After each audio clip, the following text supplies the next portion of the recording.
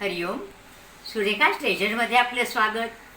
आज आपण तूप कढवल्यानंतर त्याची जी बेरी राहते त्या बेरीपासून बर्फी तयार करणार आहोत.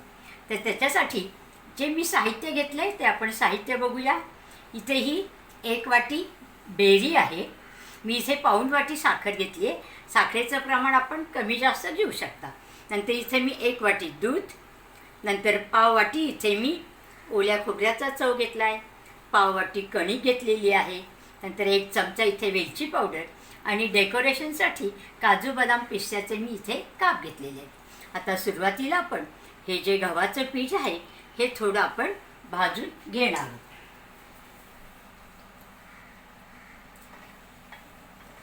हे आपण कोरडंच भाजून घेणार आहोत.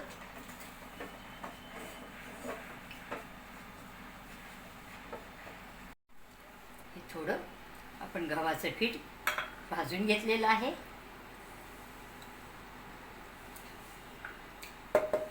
त्याच्यानंतर आपण हे आपलं जे ओलं खोबरं आहे हे ओलं खोबरं सुद्धा थोडंसं परतून घेणार आहोत. तुम्ही जर डेझिकेटेड कोकोनट घेतलं तर मग काही परतून घ्यायची गरज नाही आहे. थोडंसं आपण परतणार आहोत.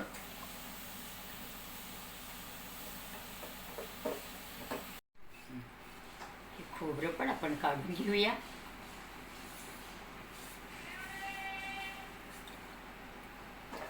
आता या पॅनमध्ये आपण आपलं हे दूध टाकून घेणार आहोत. दुधामध्ये साखर,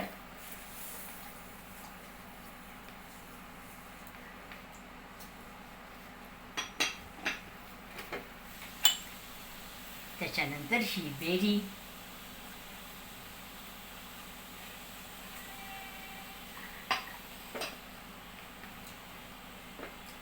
आणि हे थोडंसं आपण आता थोडं त्याला बुडबुडी येऊपर्यंत शिजून घेणार मीडियम आचवर.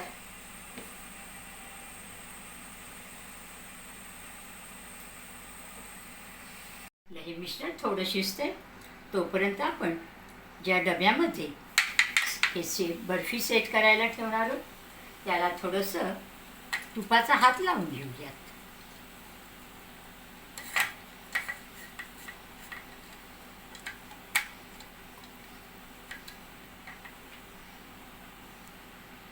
आपली याच्यातमध्ये साखर आता विरघळली आहे. त्याच्यामध्ये आता आपण हे खोबरं आणि हे भाजून घेतलेलं गव्हाचं पीठ घालून छान सगळं मिक्स करून घेणार आहोत. त्याच्यामध्ये ही वेलची पावडर,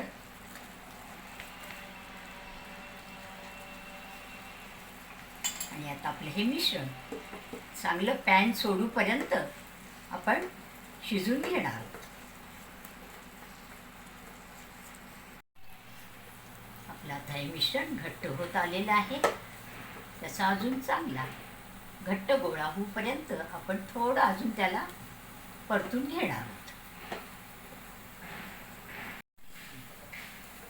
आपलं हे मिश्रण छान आता घट्ट झालेलं आहे.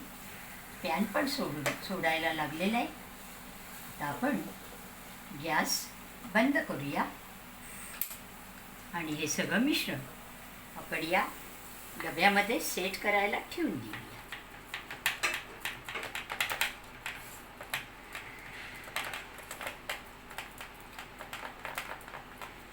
बेरीमध्ये तुपाचं प्रमाण भरपूर असतं त्याच्यामुळे आपल्याला वरून एक्स्ट्रा तूप काही घालावं लागत नाही.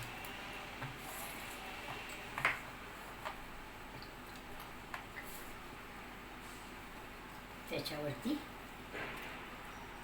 काजू बदाम पिस्त्याचे काप, आणि आता हे मिश्रण आपल्याला चांगलं 1-2 तास सेट व्हायला ठेवून देऊया. आणि 2 तास सेट झाल्यानंतर मग आपण याच्या वड्या कापूया. आपले हे बर्फीचं मिश्रण थंड झालेलं आहे. आता आपण याच्या आपल्याला पाहिजे त्या आकाराच्या बर्फी कापून घेऊया.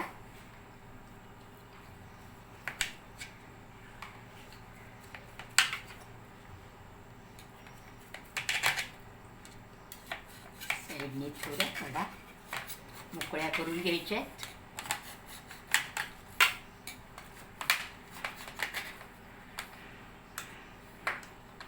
आणि आता आपली ही बर्फी खाण्यासाठी तयार आहे.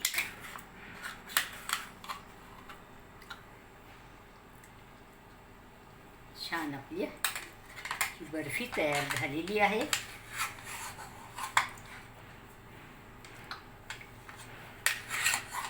तुम्ही पण नक्की करून बघा. आवडलं तर लाईक करा, शेअर करा आणि चॅनलला सबस्क्राईब करायला विसरू नका. धन्यवाद.